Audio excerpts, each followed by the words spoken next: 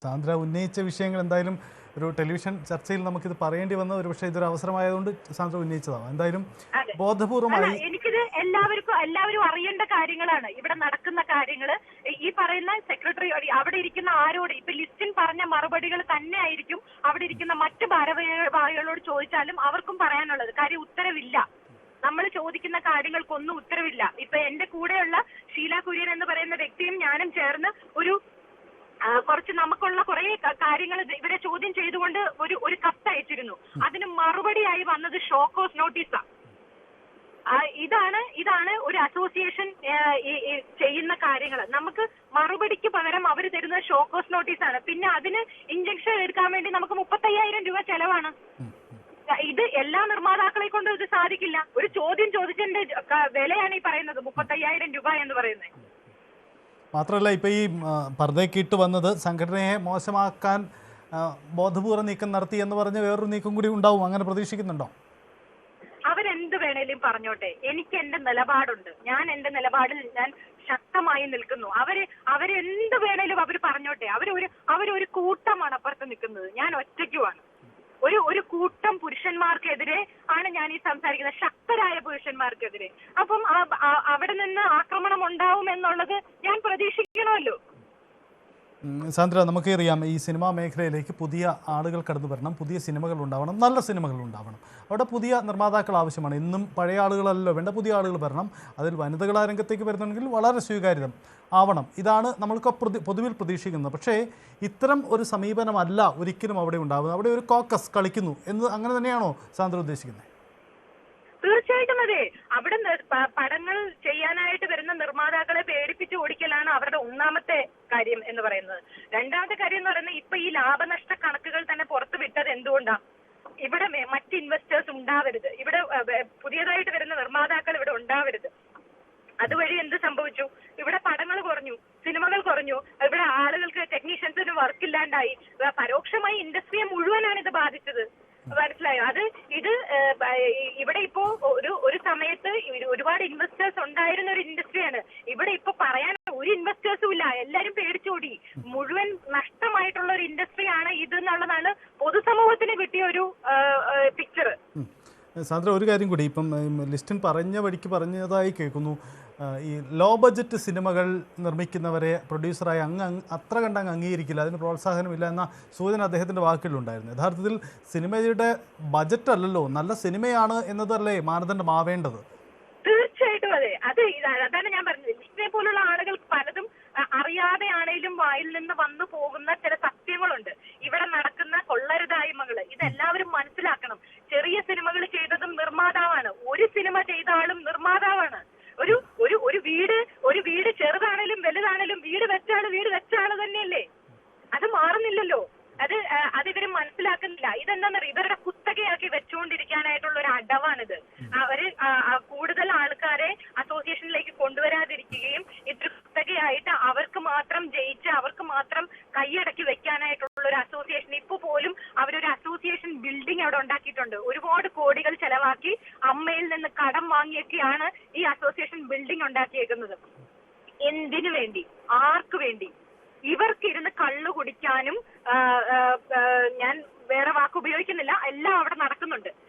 അവിടെ എല്ലാ വൃത്തികേടുകളും നടക്കുന്ന ഒരു ബിൽഡിംഗ് ആണത്. അതിനു വേണ്ടി മാത്രം അവിടെ മറ്റൊരു നിർമ്മാതാവിന്, ഒരു റെഗുലർ മെമ്പർക്ക് അവിടെ ഒരു റൂം കിട്ടുക, അവിടെ ഒന്നുമില്ല, അവിടെ ഒരു ഇതുമില്ല. നമുക്ക് അവിടെ കയറിച്ചെല്ലാം ഇത് കൊണ്ട് കൊടുക്കാം, എന്തെങ്കിലും ആപ്ലിക്കേഷൻ കൊടുക്കാനുണ്ടെങ്കിൽ കൊടുക്കാം, ഇറങ്ങി പോരാം എന്നുള്ളല്ലാതെ ഇവർക്ക് മാത്രം ഉപയോഗിക്കാനായിട്ടൊരു ബിൽഡിംഗ് ഉണ്ടാക്കി വെച്ചേക്കാണ്. അത് മാത്രമാണ് ഈ കഴിഞ്ഞ 2 വർഷത്തിൽ ഇവർ ചെയ്തത്. അതല്ലാതെ ഒന്നും പ്രൊഡക്റ്റീവായി ഒന്നും ചെയ്തിട്ടില്ല ഈ അസോസിയേഷൻ. ഈ ഒരു അസോസിയേഷൻ എന്ന് പറഞ്ഞാൽ അത് ഏത് മേഖലയിലുള്ളതാവട്ടെ അതിന് അതിൻ്റെതായ ഒരു നീതമായ രൂപം ഉണ്ടാവണം, അതിനൊരു ട്രാൻസ്പെറൻസി ഉണ്ടാവണം, അങ്ങനെയൊക്കെയാണല്ലോ പറയുന്നത്. പക്ഷേ ഈ ബിൽഡിംഗ്, ഈ ഓഫീസിൻ്റെ പ്രവർത്തനത്തിൽ പോലും അത് ഉണ്ടാവുന്നില്ല. പിന്നെ എങ്ങനെ അവിടെ സ്ത്രീകൾ പോകും? സാന്ദ്രയുടെ ചോദ്യം ന്യായമാണ് അക്കാര്യത്തിൽ. അങ്ങനെയാണോ അവിടെ സംഭവിക്കുന്നത്? തീർച്ചയായിട്ടും അവിടെ സ്ത്രീകൾക്ക് കയറി ചെല്ലാൻ പറ്റുന്ന ഒരു ഇടമേ അല്ല. അവിടെ മോശമായ പല കാര്യങ്ങളും നടക്കുന്നുണ്ട്. അതിപ്പം കമ്മിറ്റിയിൽ തന്നെയുള്ള പലരും ഉന്നയിച്ചിട്ടുമുണ്ട്. അവിടെ അവര് തെളിവുകളടക്കം കൊടുത്തിട്ടുണ്ടെന്നുള്ളതാണ് എന്റെ അറിവ്.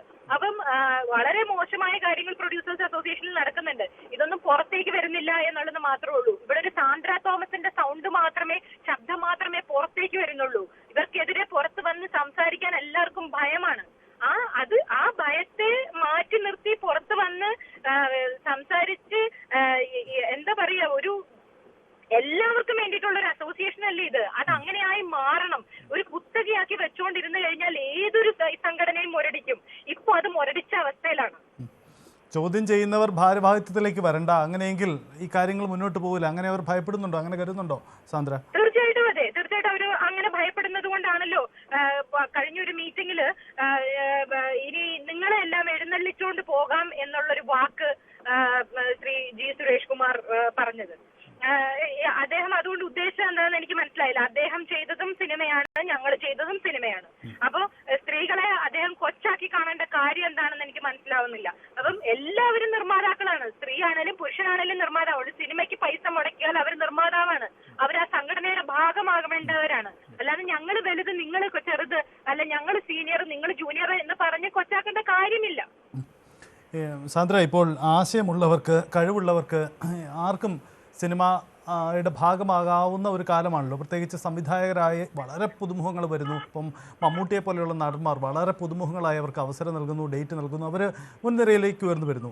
അപ്പോൾ ആ ഒരു ട്രാൻസ്പെറൻസി യഥാർത്ഥത്തിൽ ആ മേഖലയിൽ നടക്കുന്ന രംഗത്തേക്ക് സിനിമയുടെ എല്ലാ തലങ്ങളും പഠിച്ച് അല്പം പണവും ഉണ്ട് കയ്യിൽ, എങ്ങനെയെങ്കിലും മികച്ച സിനിമകൾ ഉണ്ടാവണം എന്ന് ചിന്തിക്കുന്നവർക്ക് ഒരു നിർമ്മാതാവാൻ സാധ്യമല്ലാത്ത സാഹചര്യം ഈ ലോബിയുടെ സൃഷ്ടിക്കുന്നുണ്ടോ? തീർച്ചയായിട്ടും ഉണ്ട്. അതാണ് ഞാൻ പറഞ്ഞത്. ഒരു സിനിമയുമായി അവിടെ ചെല്ലുമ്പോൾ തന്നെ ഇവരത് അവരെ നിരുത്സാഹപ്പെടുത്തി വിടുന്ന സാഹചര്യമാണ് ഇപ്പൊ അവിടെ ഉള്ളത്. നിങ്ങൾ സിനിമ ചെയ്യണ്ട, നിങ്ങൾ പൊക്കോളൂ, നിങ്ങൾ സിനിമ എങ്ങനെയാലും നിങ്ങൾ രക്ഷപ്പെട്ടോളൂ എന്നൊക്കെ പറഞ്ഞ് നമ്മുടെ വളരെ സീനിയർ ആയിട്ടുള്ള നിർമ്മാതാക്കൾ തന്നെ പറയുമ്പോൾ സ്വാഭാവികമായിട്ടും ഇവര് പേടിച്ചു പോവും. പുതിയതായിട്ട് വരുന്ന ഒരു നിർമ്മാതാവ് പേടിച്ച് പിൻവാങ്ങുകയാണ് ചെയ്യുന്നത്. അതേപോലെ ഈ ലാഭനഷ്ട കണക്കുകളൊക്കെ പുറത്തു വിട്ടതിന്റെ ഇവരുടെ ഉദ്ദേശം എന്താണെന്ന് വെച്ചാൽ ഇവിടെ നിന്ന് നിർമ്മാതാക്കളെല്ലാം പോകണം, പുതിയതായി വരാൻ പോകുന്ന നിർമ്മാതാക്കളെല്ലാം ഇവിടെ നിന്ന് പോകണം എന്നുള്ളതാണ്. അതേപോലെ തന്നെ ഇവിടെ ഇൻവെസ്റ്റേഴ്സും ഉണ്ടാവാൻ പാടില്ല എന്നുള്ള ഉദ്ദേശത്തോടു കൂടിയാണ് ഈ നിർമ്മാതാക്കളുടെ സംഘടന ഇങ്ങനൊരു കാര്യം ഈ കഴിഞ്ഞ 2-3 മാസമായിട്ട് ചെയ്തുകൊണ്ടിരുന്നത്. എന്നിട്ട് ഇപ്പൊ ഞാൻ നിങ്ങൾക്ക് വളരെ വ്യക്തമായി കാണും, ഞാനിപ്പോ നേരിട്ട് ലിസ്റ്റിനോട് ചോദിച്ചപ്പോൾ ലിസ്റ്റിന് പല കാര്യങ്ങൾക്കും ഉത്തരം മുട്ടിയിരിക്കുകയാണ്. എന്തുകൊണ്ട്? ലിസ്റ്റിന്റെ പടം വന്നപ്പോൾ അവര് ഈ ലാഭനഷ്ട കണക്കുകൾ നിർത്തിവെച്ചു. അപ്പൊ ലിസ്റ്റിൻ എന്ന് പറയുന്ന വ്യക്തി വിചാരിച്ചാൽ അത് നടക്കും. അതാണ് സാന്ദ്ര സൂചിപ്പിക്കുന്നത്. സാന്ദ്ര സൂചിപ്പിച്ചത് എന്തായാലും മലയാളത്തിലെ സിനിമാ നിർമ്മാതാക്കളുടെ സംഘടനയിൽ നടക്കുന്ന ചില പുഴുക്കുത്തുകൾ അത് തുറന്നു പറയുകയാണ്. സാന്ദ്ര തോമസ് മാത്രം അത് ഒറ്റപ്പെട്ട ശബ്ദമായി മാറുമോ, അതല്ലെങ്കിൽ കൂടുതൽ ആളുകൾ പിന്തുണയുമായി രംഗത്തേക്ക് വരുമോ? എന്തായാലും ലിസ്റ്റിൻ സ്റ്റീഫനും സാന്ദ്രയും തമ്മിലുള്ള നേരിട്ടുള്ള സംഭാഷണം കൂടിയാണ് നമ്മൾ കേട്ടത്. സാന്ദ്ര തോമസ് മത്സരരംഗത്തേക്കാണ് പ്രസിഡൻ്റായി നോമിനേഷൻ സമർപ്പിച്ചു കഴിഞ്ഞു. ഒപ്പം നിർമ്മാതാക്കളുടെ സംഘടനയിൽ നടക്കുന്ന വളരെ ഗുരുതരമായ കാര്യങ്ങൾ കൂടി സാന്ദ്ര ശ്രദ്ധയിൽപ്പെടുത്തുന്നു. ഇടവേളയാണ്, മടങ്ങി വരാം.